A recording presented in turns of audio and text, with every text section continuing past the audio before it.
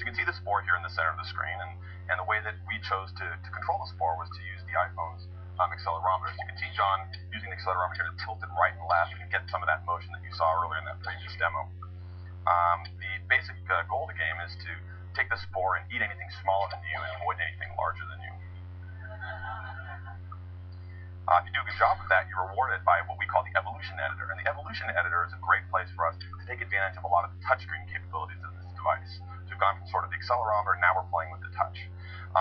What's so great about this is it allows you to customize the game in two different ways. First, we're going to customize the gameplay a little bit. So John's going to go in here and using his finger, he's just going to go ahead and touch the offensive track, and he's going to add in a pair of formidable-looking mandibles here on the front of our Spore.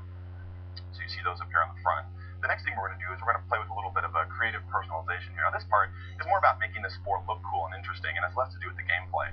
But he's going to go ahead and use his finger and just start moving stuff around. So I think he's going to move the eyes forward here, and he's just touching and moving these forward. So imagine this is all we've done in about 2 weeks, but if we had a lot of time, you could imagine us stretching the Spore out and adding colors and really making this like almost like a play area for people to personalize their Spores. Let's go ahead and bring that Spore back into the game.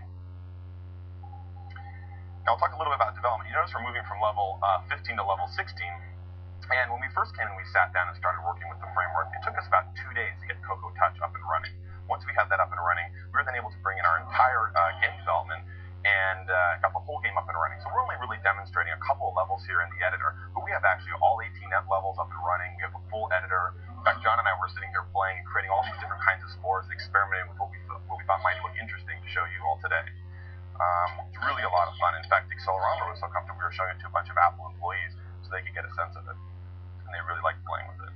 And lastly, we wanted to experiment with the video capabilities, so we threw in a little cutscene here at the end just to show you what we can do by tossing in a video of our customized Spore making his way happily out.